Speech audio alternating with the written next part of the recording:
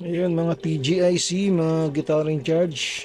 Meron tayo ngayong bagong taon na gagawin. It's a Fernando FPJ acoustic guitar, no? So pinapa-setup ng may-ari dahil napakataas ng action. Ayan, ginawa na lang nila ng paraan para bumaba.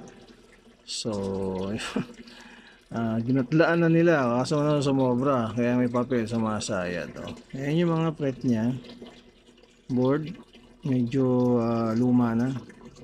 Ayan. So need na talaga nito ng full setup. May mga guhit pa yung mga board basta hindi siya okay at mataas ang action nito kaya hindi gagawa. Maraming gagawin sa gitara na to. Ayan, kagaya niyan, sobra na rin. Tapos ano siya, buntis. Ayan.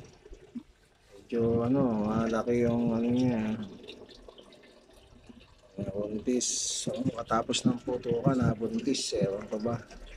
At hindi lang yan. Papalitan din natin ng ang preamp dahil sira na. Ito bumili sila ng bago, mura lang naman to. Palitan na rin natin ng saddle tsaka nut, no?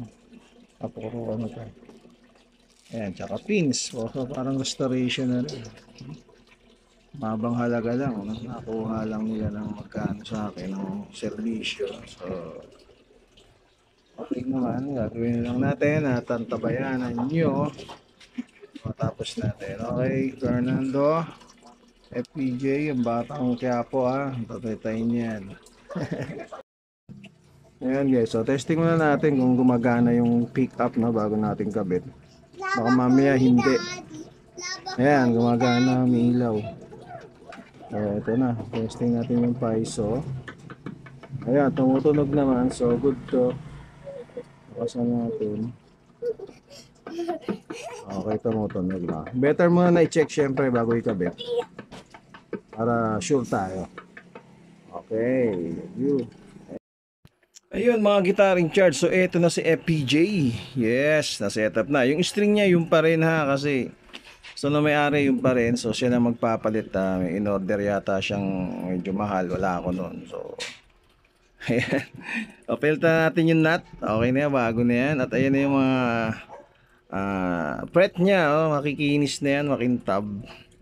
Wala nang talas yan. Yung board niya maayos na rin, malinis. Malinis na yan. Ayan. So para siyang bago na ngayon. Ayan yung mga fret. Okay.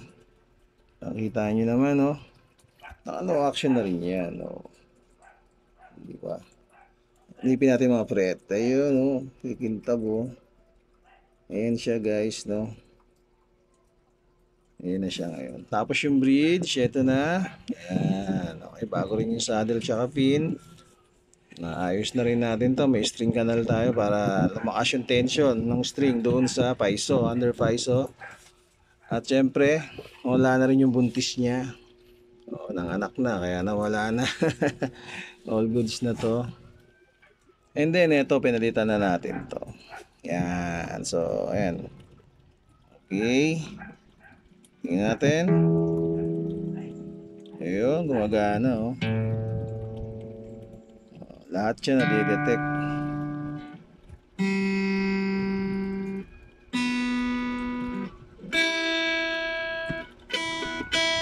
Yeah, masyado malambot yung string niya pang lang, pang steel talaga. So mas maganda to kung pang acoustic talaga na ilalagay. So ayan, okay na siya. Ayan, okay, gumagana siya, madaling salita. So good na si Fernando, si FEJ, si Batang Quiapo. Ayan, okay. Tutuwa na yung may-ari niyan. So ready na to for pick up. Kunin na ng may-ari. Okay, salamat po. The Guitar in Charge, San Jose del Monte, Bulacan, Barangay Muson, Sarmiento Home Subdivision. Malapit lang, madali lang tuntunin to mga TGIC. Ang Guitar in Charge. Okay, thank you, thank you.